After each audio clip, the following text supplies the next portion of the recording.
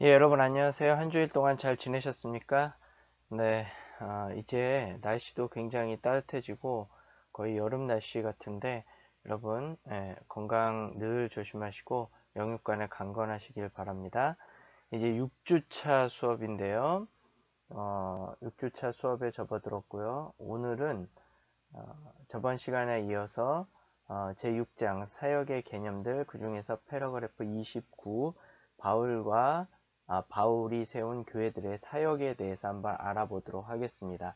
그전 시간에는 예수님, 그러니까 초대교회에 예수님을 비롯한 제자들의 그 사역, 그 다음에 그 제자들이 형성했던 초대교회의 사역이 무엇이었고, 그 다음에 그 초대교회는 어떤 직책이 있었고, 그 교회의 조직이 어떠하였는가, 이런 것들을 좀 봤는데요. 이제 오늘 이번 시간에는 바울이 세운 교회들은 어떤 사역을 했고 그 교회 안에는 어떠한 직책들이 있었으며 또 조직이 어떠했는가, 요한 공동체는 어떠했는가, 예, 그것을 한번 보도록 하겠습니다. 그래서 이제 결론까지 이번 6주차 수업 1, 2교시에 걸쳐서 하도록 하겠습니다.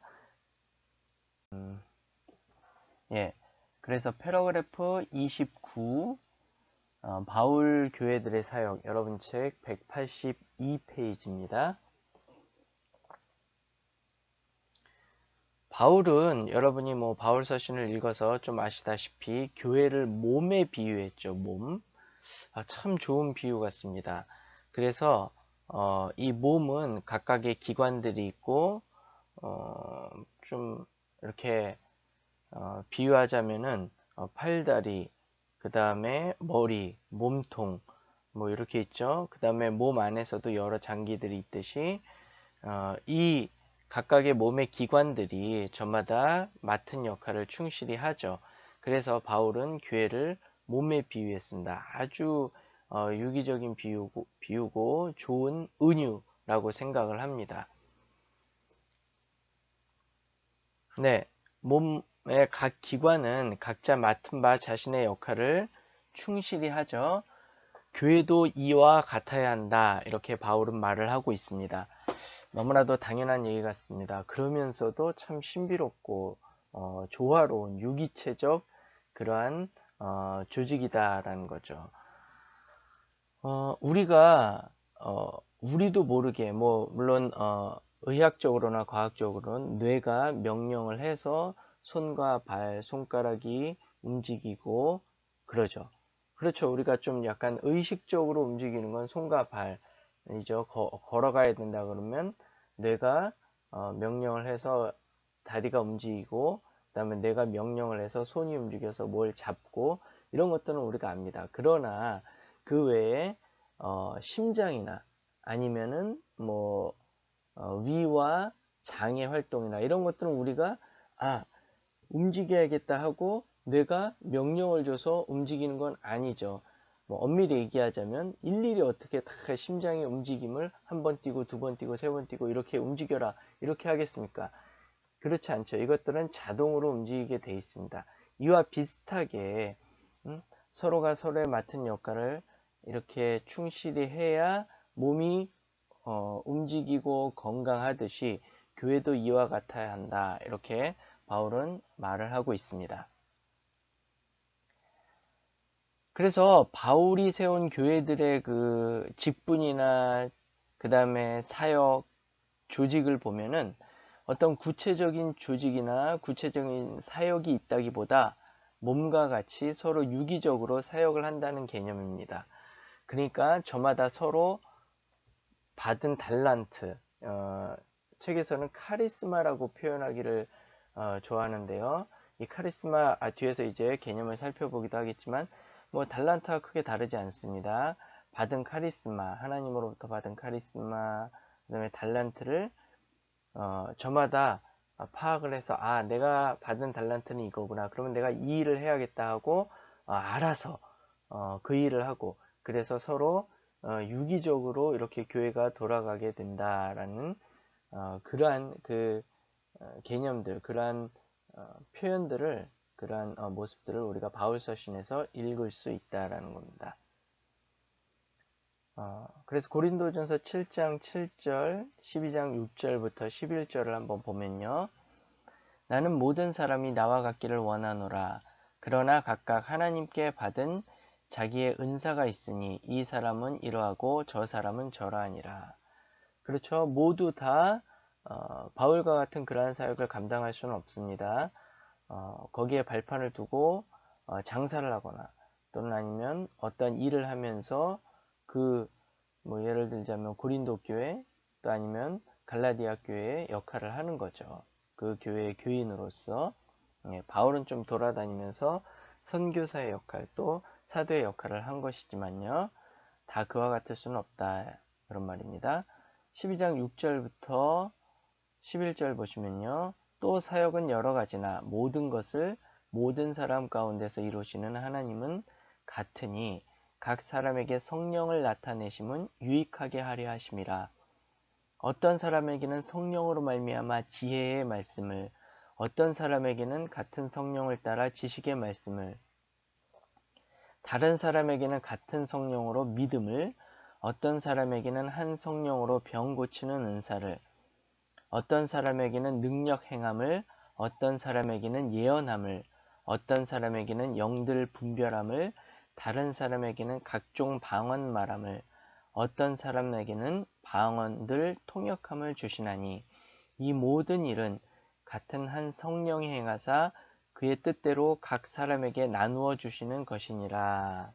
네, 이렇게 각 사람에게 한 성령이지만 그 달란트, 그 카리스마를 주신 분은 한 성령이지만 한 하나님이지만 각각 다른 카리스마와 다른 달란트를 주신 것처럼 거기에 맞게 행해야 된다. 그렇게 얘기하고 있습니다. 그래서 특별히 그 어떤 조직이나 직책이 먼저 주어진 게 아니라 하나님이 주신 카리스마와 달란트대로 행하고 거기에 맞게 사역을 하고 거기에 맞는 직책을 받는다. 그러한 모습을 우리가 바울 서신에서 볼 수 있다라는 거죠.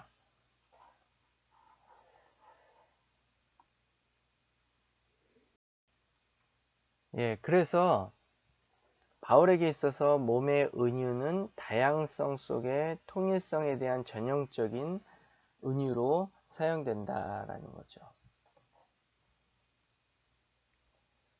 통일성은 많은 다른 부분들이 조화되어 함께 역사하는 데서 결과하며 또 그 자체로서 역할을 수행하는 다양성에 의존한다.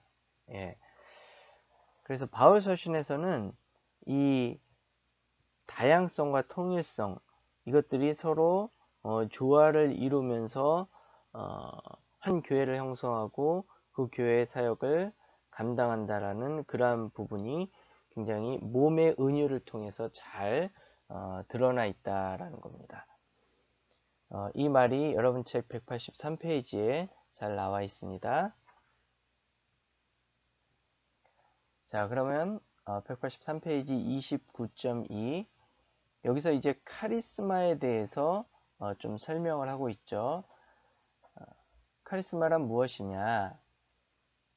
바울에게 있어서 카리스마는 카리스, 은혜에 대한 특별한 표현, 어떤 특별한 봉사 행위, 그리고 성령에 대한 어떤 특별한 행위와 표명을 뜻한다라는 거죠.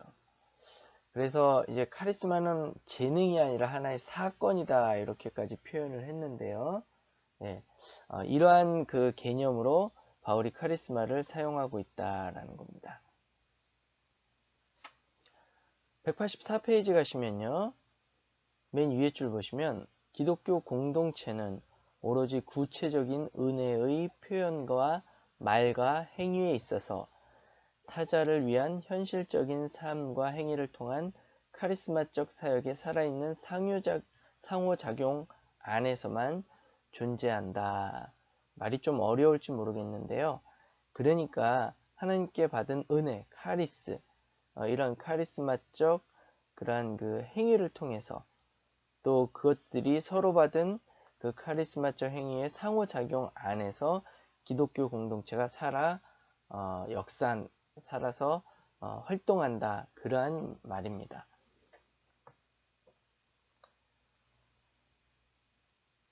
그 다음에 여러분 그 책 184페이지 A 한번 보시면요.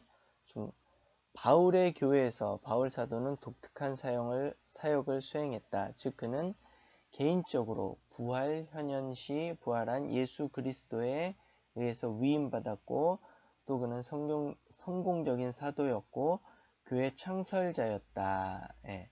그러니까 바울의 역할은 그랬다라는 거죠. 그 다음에 밑에서 하나, 둘, 셋, 네 번째 줄 보시면 그런데 바울은 모든 교회들이 인정한 권위를 가진 보편적인 교회 사도가 아니었다는 사실이 강조되어야만 한다. 그의 권위는 선교의 영역에 그가 세운 교회에 국한되었다. 네. 그 다음에 185페이지 가셔서 바울은 분명 자신의 교회들 안에서 권위를 행사하기를 요청하는 다른 사도들에 대해서 단호하게 이의를 제기하였다. 또 예루살렘 교회에 자신의 권력을 결코 휘두르려 하지 않았다. 그러니까 바울은 자신이 세운 교회 안에서 자신이 사도적인 권위를 행하고 그 다음에 이방인의 사도로서 이방인의 선교사로서의 역할을 충실히 했다. 예루살렘 교회에 월권하려 하지 않았다라는 거죠. 반면에 예루살렘 교회 사도들이 자신이 세운 교회에 월권하려 하는 것에 대해서는 단호히 거부를 했습니다. 서로 간에 맡은 바의 역할 또 서로 간에 그 담당하고 있는 구역을 존중했고 또 거기에 충실하자 그러한 입장이었다라는 거죠. 그런 걸 이제 사도행전과 바울 여러 서신들을 통해서 우리가 읽을 수 있습니다. 네, 바울이 세운 교회에서 선지자, 예언자, 교사들이 있었다라는 것을 우리가 알 수 있습니다. 185페이지 B번에 잘 나타나 있죠. 그래서 선지자, 교사들이 있었다라는 것, 바울 교회들에서 선지자의 역할은 교회에 세운 계시들을 전달하는 것이고요. 교사의 역할은 교회의 옛 계시들을 전수하는 것이었습니다. 예언은 예언자들에게 가르침을 받은 교사들에게 한정되지 않았다라는 것들이 성경 여러 곳에 잘 나타나 있습니다.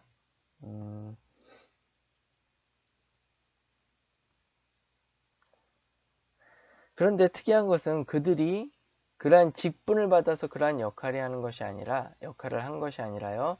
그러한 역할을 하기 때문에 그러한 직분으로 여겨졌다라는 겁니다.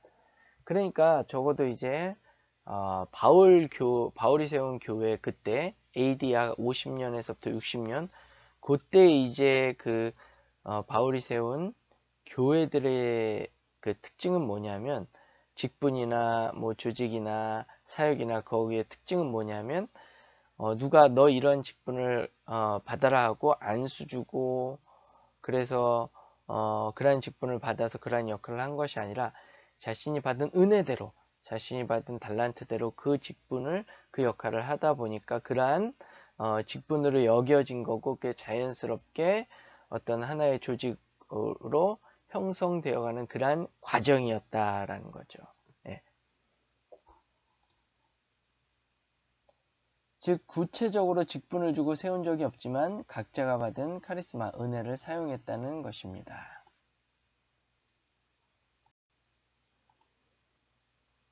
네, 또 다른 광범위한 사역들, 또 다른 여러 가지 광범위한 사역들, 여러분 책 186페이지에 나와 있습니다.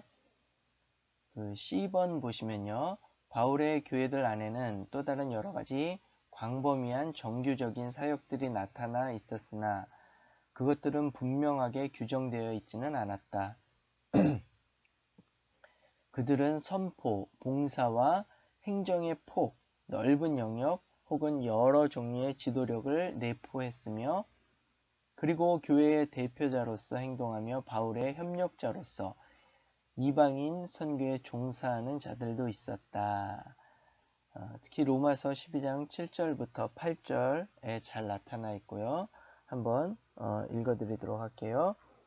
혹 섬기는 일이면 섬기는 일로, 혹 가르치는 자면 가르치는 일로, 혹 위로하는 자면 위로하는 일로, 구제하는 자는 성실함으로, 다스리는 자는 부지런함으로, 긍휼을 베푸는 자는 즐거움으로 할 것이니라. 바울이 로마 교회에 편지를 보내면서 이러한 말을 했다는 것은 이러한 역할을 하고 있는, 이러한 직분을 맡고 있는 교인들이 있었다는 거죠. 그러니까 각자 하는 일을 이렇게 성실히, 충실히, 겸손함으로 해라. 이렇게 로마서 12장 7절부터 8절에서 말해주고 있는 겁니다. 바울이요. 또 고린도전서 12장 28절에도 우리가 아까 읽었죠. 거기도 그렇게 잘 나타나 있는 겁니다.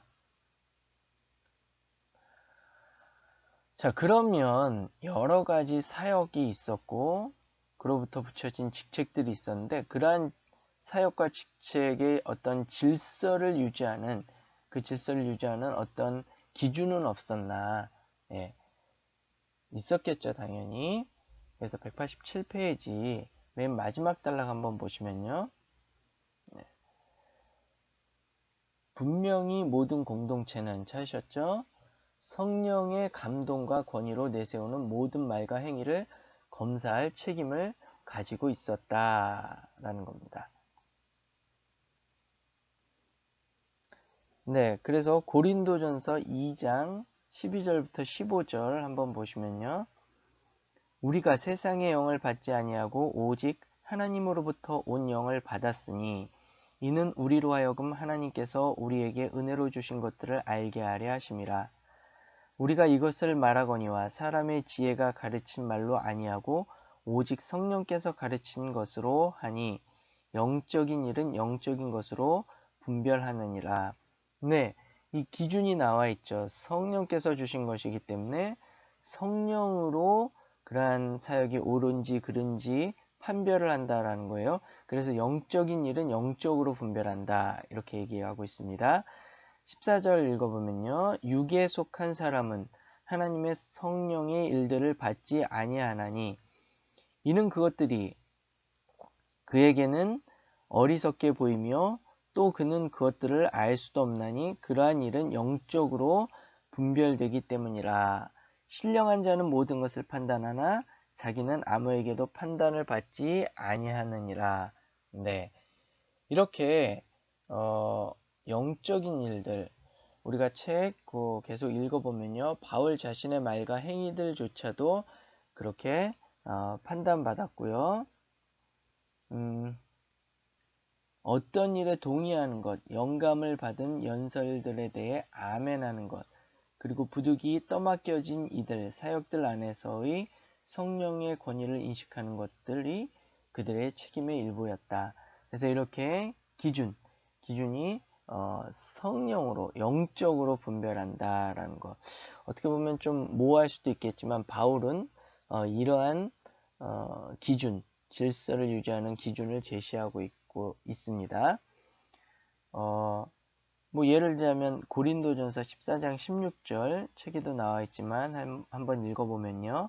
그렇지 아니하면 내가 영으로 축복할 때에 알지 못하는 처지에 있는 자가 내가 무슨 말을 하는지 알지 못하고 내 감사에 어찌 아멘하리요. 네, 그러니까 이렇게 방언을 하더라도 예언을 하더라도 그들이 알아들을 수 있는 말로 또 그것들을 우리가 성령으로 판별을 한다라는 겁니다. 이러한 기준 어떻게 보면 좀 지금으로선 좀 참 애매할 수 있겠지만 불분명할 수 있겠지만 바울이 속한 교회에서는 그 당시에는 이렇게 성령으로 분별을 했다라는 것. 네. 자, 그러면 29.3 이제 요약하면 여러분 책 187페이지 맨 밑에 줄부터 188페이지에 걸쳐 있습니다. 요약하면 바울적인 교회 및 사역 개념은 비록 각 개인은 성령 자신이 가르침과 모든 종류의 다른 사역들을 위해 자기의 동료 신자들에 의존해야만 한다는 사실을 알고 있었으나 그것이 상호 의존으로 특징 지어진 바 카리스마적 공동체였다는 점에서 예수의 지상사역의 제자직과는 다르다. 이 말이 무슨 말입니까? 카리스마적인 그 하나님께 받은 카리스마에 의존해서 자신이 맡은 사역을 하지만 그것들이 서로 다른 동료 신자들에게 그러니까 다른 동료 신자들이 인정하는 그러한, 그전에도 우리가 얘기했듯이 우리가 서로 공유할 수 있는 그러한 필드 안에서 인정을 받아야만 하고, 그것이 즉 성령의 그 판단 기준이었다라는 거죠. 그래서 상호 의존적으로 특정 지어졌다, 그렇게 얘기하는 겁니다. 자, 그래서 네 번째 줄 계속 읽어보면요. 따라서 역시 바울적인 교회 및 사역 개념은 그것이 본질적으로 카리스마적 공동체 개념이었다는 점에서 예루살렘에서 발전된 양식과는 다른 것이었다. 그것은 공적인 권위 혹은 책임 있는 장로들의 도움이 없이 영적인 은사들과 사역들의 살아있는 상호작용을 통하여 발전된 자유로운 협력의 개념 이외에 다른 아무것도 아니다.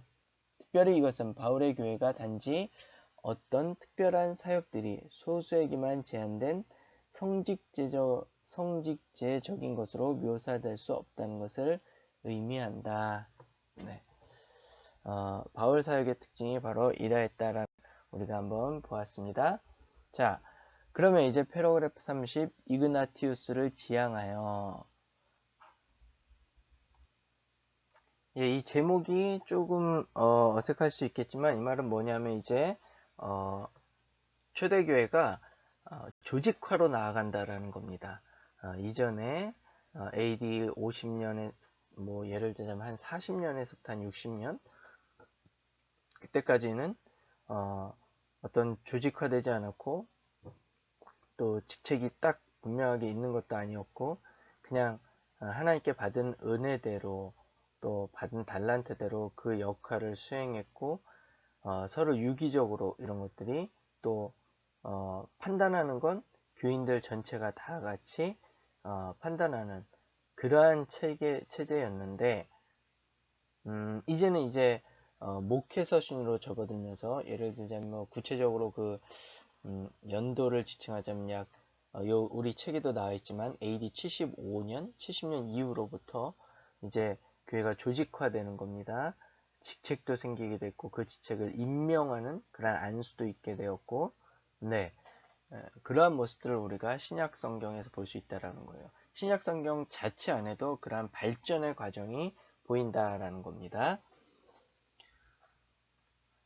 30.1 목회서신 교회 조직이 발전된 양상을 보여준다라는 겁니다. 그래서 여러분 책 189페이지 보시면 맨 위에 줄 이러한 교회 조직의 발전 정도는 목회서신이 약 AD 75년경의 아니면 그보다 더 이후의 바울 교회의 상황을 반영하는 바울 이후의 문서들이라는 사실에서 엿보인다. 그래서 주요 특징들 한번 보시면요.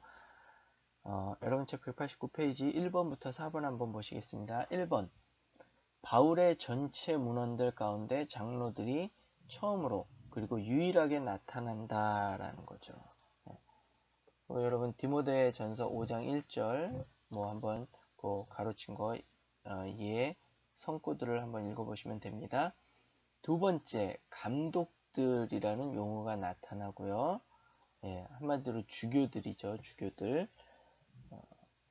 그 다음에 세 번째 몇 줄 내려와서 세 번째 비록 디모데와 디도가 분명히 장로들, 감독들 그리고 집사들보다 우위에 자리 잡고 있었다 해도 이러한 성직 계급제 내에서의 그들의 역할은 어느 쪽도 전혀 불확실하다. 그런 것들이 특징이고요. 네 번째 한 세 줄 내려와서 네 번째, 가장 뚜렷한 사실은 바울적인 카리스마 개념이 축소되었고 통제되었다라는 것이다. 예. 이제 우리가 보다 보면 교회도 그래요. 어떠한 그 카리스마가 있는 목사님들, 그 어느 한 목사님이 교회를 세우고 그분 이제 그분 사후에는 어떻게 되는가? 뭐 이제 그분 중심으로 움직였던 교회의 구조가 그 다음에는 이제 조금 더 조직화되고 체계화되고 그 다음에 이제 목사님 중심으로 그 이후에 오는 목사님 중심으로 움직이긴 하지만 이전만큼은 못하다라는 거죠. 네. 그래서 그 4번에서도 하나 둘 셋 넷 다섯 번째 줄 보시면 요컨대 카리스마는 그 자체의 권위를 수행하는 하나의 사건이었는데 이제는 직책의 능력과 권위가 되었다라는 거죠. 그런 카리스마가 그래서 디모데전서 4장 14절 디모데전서 1장 6절을 한번 읽어보면요. 내 속에 있는 은사 곧 장로의 회에서 안수받을 때 여기 보면서 안수가 나오죠. 네. 예언을 통하여 받은 것을 가볍게 여기지 말며 그러한 직책을 소중히 여기라는 거예요. 디모데후서 1장 6절 보면 그러므로 내가 나의 안수함으로 내 속에 있는 하나님의 은사를 다시 부릴 듯하게 하기 위하여 너로 생각하게 하노니. 예. 이렇게 이제 카리스마적인 어떤 활동과 권위가 지금 이제 직책의 능력과 권위가 되었다라는 겁니다. 우리가 이런 발전 과정을 볼 수 있는 겁니다. 자, 그러면 왜 이렇게 되었는가? 조직화된 이유가 무엇이냐? 네, 유대 기독교가 회당에서 전해받은입니다. 전해받은 공식적인 구조와 바울 교회들의 역동적인 카리스마적 구조와 어느 정도 타협하여 절충안을 찾았다라는 겁니다. 즉 이 말은 뭐냐면 유대 기독교 교회들의 조직을 바울의 교회들의 조직과 융합시키는 것이었다라는 거예요. 네. 그러니까 유대교는 이제 어느 정도 조직화되어 있었죠. 대제사장, 제사장, 그러면서 이제 각 그 마을의 사회 안에서는 공동체 안에서는 바리새인과 서기관들 이런 어느 정도 좀 조직화되고 구조적인 그러한 공동체였는데 초대교회는 그렇지 않았거든요. 그리고 이제 초대교회가 바울 사후 그 다음에 예루살렘 원사도들의 사후에 죽고 나서는 이제 좀 조직화된 그러한 직책이 필요했다. 그래서 이런 것들과의 어떠한 그 절충한 타협 그런 것들의 모습을 보여준다라는 겁니다. 타협할 필요가 있었고 조직을 좀 조직화할 필요가 있었다라는 거죠. 그래서 우리가 신약 성경에서 그 예를 어디서 볼 수 있느냐? 첫 번째로 베드로전서에서 볼 수 있다라는 거예요. 책에서 말해주듯이요. 여러분 책 191페이지 베드로전서 보시면 두 번째 단락이 나와 있죠. 베드로전서는 바울적인 환경에서 출현한 것으로 보이며 그 다음에 하나 둘 세 줄 내려와서 특별히 주목할 만한 것은 바울적 카리스마 개념이 본래대로 좀 나타나 있다. 즉 베드로전서 기자는 각 개인이 어떠한 카리스마를 받고 있음을 언급하며 또 하나님의 은혜가 여러 가지 면으로 나타나 있다라는 것을 진술한다라는 겁니다. 그래서 그 191페이지 밑에서 하나 둘 셋 네 번째 줄 우리는 베드로전서를 바울의 교회들이 혹은 바울의 영향권 내에 속한 교회들이 여전히 바울적인 카리스마의 융통성과 자유를 상실하지 않고 유대 기독교 교회 질서의 모델을 이미 채택하고 적용시키기 시작했던 그때의 상황을 반영하는 것으로 간주한다. 베드로전서가 이제 그러한 과도기적 상황의 모습을 보여준다라는 거예요. 바울 교회의 어떤 카리스마적인 교회 모습, 그 다음에 이제 유대교의 그 조직화된 모습을 보여주기 이전 상황을 그 과도기적 상황을 보여준다라는 겁니다. 베드로전서가. 그 다음에 저자가 또 하나 예를 들고 있는 것은 마태복음입니다. 마태복음. 여러분 책 192페이지 30.3에 나와 있죠. 마태복음은 화해의 보다 초기 단계, 그러나 유대 기독교의 측면에서의 단계를 반영한다. 그 예로 율법의 계속적인 타당성에 대한 뚜렷한 강조 보여주고 있죠. 그 다음에 한 줄 내려와서 끝부분에 유대인에게 예수의 선교 개념을 제한시키는 어록이 보존되어 있다는 것을 보여주죠. 그 다음에 하늘나라의 열쇠가 베드로에게 주어졌다. 네? 그런 거 보여주고 있고요. 네. 그 다음에 이제 다음 단락 한번 보세요. 흥미로운 부분들. 그래서 마태교회가 방랑 선지자들의 사역으로부터 다소 간고를 겪었다. 뭐 이게 간고를 겪었다고 표현한다기보다도 참 그런 방랑하는 선지자들, 돌아다니면서 복음을 전하는 선교사들의 말씀을 참 우리 어떻게 받아들이고 어떻게 그 예수님의 이야기 속에 녹아들게 해야 되는가, 이걸 많이 고민했다. 그런 의미에서 간고를 겪었다라고 그렇게 표현하고 있는 겁니다. 그래서 그 192페이지 맨 밑에서 두 번째 줄 보세요. 마태는 그러한 사역을 거부한 게 아닙니다. 도리어 그것을 보다 완전한 율법애로의 충성과 통합시키기를 소원하고 있다라는 거예요. 그래서 마태복음 18장 1절부터 20절의 공동체의 규칙에서 주목할 만한 것은 거기에는 평범한 교회 구성원들과 구분되는 특별한 지도자들이 등장하지 않고 있다는 것이며, 장로들이나 감독들에 대한 어떤 특별한 권고가 언급되고 있지 않다는 것도 봐야 된다라는 거죠. 자, 그러면 이제 패러그래프 31 요한적 대안으로 한번 가보겠습니다. 194페이지입니다. 여러분 책 194페이지. 자, 이렇게 이제 우리가 목회서신, 그 다음에 그 예로서 이제 베드로전서나 마태복음을 봤는데, 그러한 과독 있죠. 그러면서도 그러한 조직화를 좀 받아들이고 있는 그러한 신약 성경을 봤는데요. 반면에 요한문서, 요한복음과 요한 1, 2, 3서 요한계시록은 이러한 제도화에 대해서 반대하고 있다라는 거예요. 히브리서에서도 그런 모습을 보고 있다라는 겁니다. 볼 수 있다라는 겁니다. 네. 그래서 31.1 요한복음 보면요. 여러분 책 194페이지 맨 밑에 줄입니다. 제4복음서의 개인주의, 즉 요한복음에서는 그러한 개인주의를 많이 보여주고 있다라는 거예요.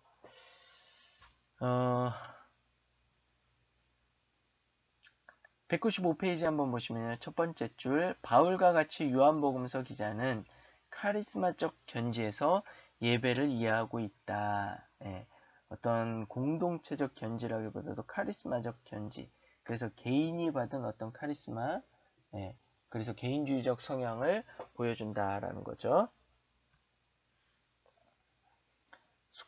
수평적인 책임성이 각자에게 형제사랑이라는 측면에서 주어져 있다.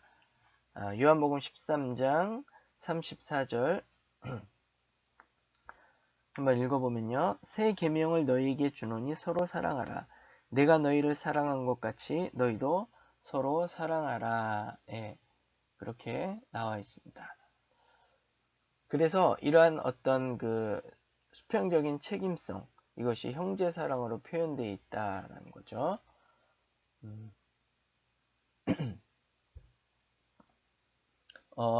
그래서 여러분 책 둘레 여섯 번째 줄 보시면 수평적인 책임성이 각자에게 형제사랑이라는 측면에서 주어져 있는데, 바울에서와 같이 양문서, 즉 요한복음과 요한일서에서 이것은 기독교 신자의 실제적인 표현이다. 네. 그 다음에 한 줄 내려와서 그러나 요한에게 있어서 영이신 하나님과의 수직적인 관계는 본질적으로 개인적인 관심사다. 네. 자, 네, 여기까지 봤고요. 그래서 요한복음은 어떤 성직 계급제나 혹은 요한 공동체 교인들을 다른 제자들과 구분짓는 그러한 특별한 직책을 만들지 않고 있다라는 겁니다.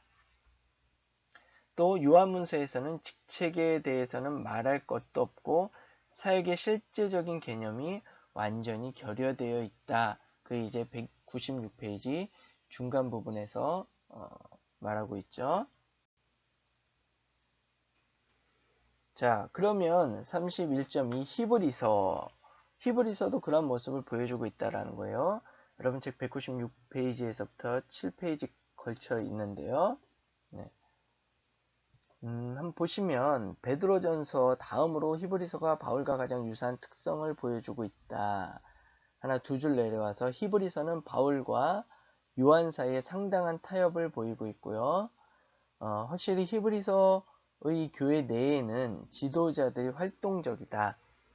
예.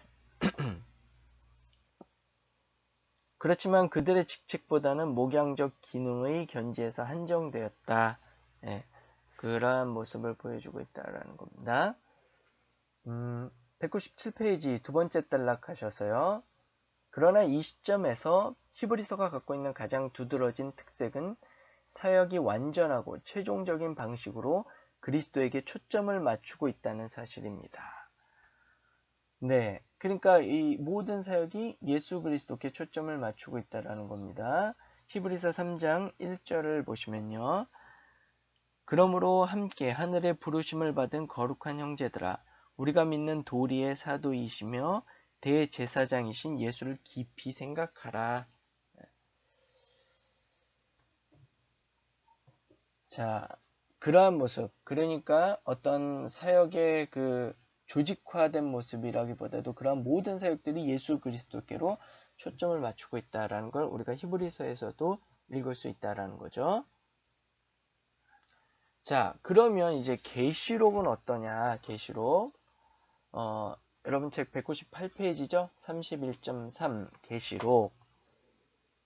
계시록에 암시되어 있는 사역 개념 역시 바울과 요한 사이 어느 지점에 속해 있다라는 거예요. 여기서도 성직 계급제 및 직책에 대한 의식이 전혀 나타나 있지 않습니다. 오히려 모든 신자들이 왕이고 선지자들이에요. 그래서 계시록 1장 5절을 한번 보시면요. 또 충성된 증인으로 죽은 자들 가운데에서 먼저 나시고 땅의 임금들의 머리가 되신 예수 그리스도로 말미암아 땅의 임금들이라 그랬죠. 그게 이제 교인들 얘기한 거예요. 그 중에서 최고가 되신 머리가 되신 예수 그리스도로 말미암아 은혜와 평강이 너희에게 있기를 원하노라. 우리를 사랑하사 그의 피로 우리 죄에서 우리를 해방하시고 그러니까 모든 신자들이 왕이라는 거예요. 땅의 머리 또 선지자들이라는 겁니다. 5장 10절 보시면 그들로 우리 하나님 앞에서 나라와 제사장들을 삼으셨으니 그들이 땅에서 왕노릇 하리로다. 그러니까 모든 교인들이 제사장이라는 거예요.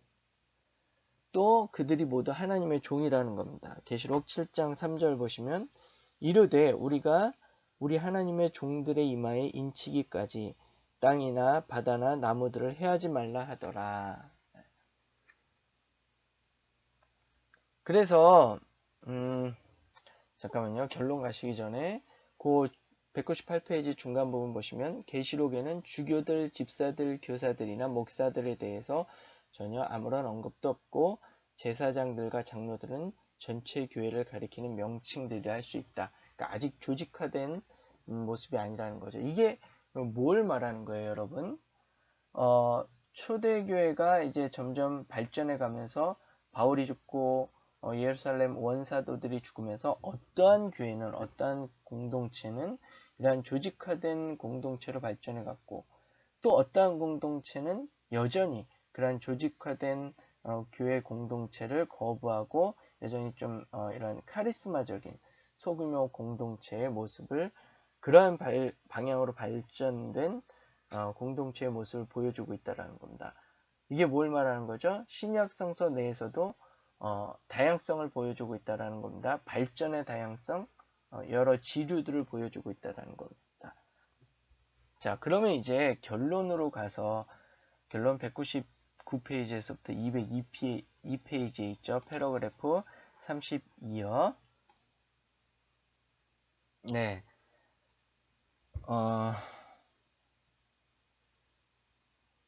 자, 결론 한번 보시면요. 32.1 제1세기 기독교에 대한 연구에 있어서 우리는 앞에서 고찰한 사역과 공동체의 다양한 기념들에서 명백해진 것보다 더 확실한 다양성을 발견하지 못했다. 하나, 둘, 세 줄 내려와서 그런데 기독교의 처음 세대인 제2단계에서 우리는 두 가지 다양한 양식들과 직면하게 되었다. 한편으로는 회당으로부터 빌려온 교회 질서에 보다 보수적인 양식에 안주된 예루살렘 교회의 초기에 그리고 다소 무질서한 카리스마적 자유이고 또 다른 한편으로는 바울이 강렬하게 옹호했던 카리스마적 공동체에 대한 상당히 자유로운 시각인데 그 공동체에서는 조화와 성숙함이 어떠한 직책이나 성직 계급제에 의존하지 않은 은사들과 사역들의 살아있는 상호작용으로부터 싹 텄다. 네, 그런 거죠. 질서가 없었다는 게 아닙니다. 질서가 있는데 서로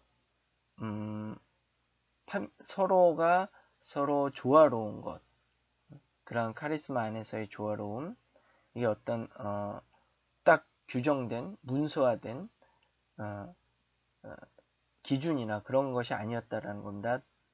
또 어떤 그 직책이나 성직, 계급, 상하, 성명하복 이러한 기준이 아니었다라는 거죠. 자, 세 번째 단계 200페이지로 가셔서 즉 기독교 2세대에서는 그 양식들이 서로 혼합되었고 또한 보다 다양해졌다. 예. 그리고 하나, 둘, 세 줄 내려서 끝부분 또 한편으로 우리는 그러한 제도화의 추세에 대한 반작용으로 가장 잘 이해될 수 있는 것을 보게 되는데 이 점에 있어서는 다양한 방식으로 요한복음, 히브리서, 계시록이 직책과 중개인들로 조직된 교회의 출현에 항의하고 있으며 또한 그리스도를 통한 하나님과 신자 1개인의 관계의 직접성과 제사장직과 예언의 공동 성격을 주장하고 있다. 네. 32.2 보시면요. 거기서 둘레 다섯 번째 줄, 즉 신약성서는 그 자체로서 교회의 통일성의 기초를 구성하지 못한다. 반대로 그 자체로서 그것은 고백들의 다양성을 위한 근거를 제공한다. 네. 다양성을 제공하고 있죠. 그러나 우리가 그 가운데서 통일성을 찾을 수 있긴 있습니다. 그것을 보자는 것이고요. 그러나 다양성을 제대로 봐야 통일성도 제대로 볼 수 있다라는 거죠. 201페이지 가셔서요. 32.3 어떠한 통일성의 초점이 이들 다양한 사역과 공동체 양식들 모두를 끌어당기는가? 하나 두 줄 내려와서요. 그 끝부분 오직 한 가지 통일성의 초점이 일관성 있게 감지될 수 있다. 즉 반복하자면 예수와 그에 대한 신앙이다. 너무 교과서적인 말일지 모르겠지만 예수님을 믿는 신앙과 또 이제 구체적으로 얘기하자면 부활, 예수님의 현현, 뭐 예수님의 승천, 예수님의 십자가 이런 겁니다. 이런 것들이 그 통일성의 기준이다라는 거죠. 네, 계속 읽어보면요. 부활절 이전의 동양에서는 예수님만이 사역자였고 선지자였으며 교사였다. 부활절 이후 초창기에는 권위와 지도가 예수에 대한 상상들로부터 그의 이름으로 행동하였던 자들로부터 그리고 고양된 예수에 의해 수여받은 성령으로부터 왔다. 예. 그 다음에 여러분 각주 한번 보시겠습니까? 201페이지 각주 26번 두 번째 줄 끝부분 보시면 우리는 또 하나의 중요한 통일화 요소에 집중할 수 있었을 것이다. 그게 뭐냐? 이스라엘과의 연속성, 즉 그리스도를 믿는 사람들, 유대인뿐만 아니라 이방인은 갱신된 혹은 새로운 이스라엘을 구성했다는 확신. 뭐 이것도 하나의 통일성일 수 있다라는 거죠. 예. 자, 그래서 이러한 다양성의 모습을 볼 수 있었고요. 그러나 그러한 다양성 안에서 어떠한 통일성이 있느냐? 바로 예수님을 믿는 그러한 믿음, 신앙, 예. 그 다음에 우리 기독교인은 뭐예요? 하나님의 택하신 이스라엘 백성들의 연속성 상에 있는 진정한 하나님 택하신 백성들이다. 예, 이러한 통일성을 가지고 그러한 통일성 안에서 이러한 어떤 사역의 다양성, 직책의 다양성, 조직의 다양성이 쭉 이어져 갔다라는 겁니다. 네, 그래서 6장까지 이제 사역의 개념들에서 봤고요. 다음 3교시에서는 그러면 예배를 드리는데 어떠한 예배를 드렸는가? 초대교회도 예배에 다양한 양식들이 있었다라는 거죠. 지금처럼 생각하시면 돼요. 지금도 여러 교단, 여러 교회가 예배 양식들이 조금은 다양하죠. 그러나 그 안에는 또한 흐르는 공통성이 있죠. 예, 초대교회도 그랬다라는 거예요. 그것을 우리가 신약 성경을 통해서 한번 읽어보자라는 겁니다. 예, 그러면 그것은 제 7장 예배 양식들은 3교시에 이어서 하도록 하겠습니다.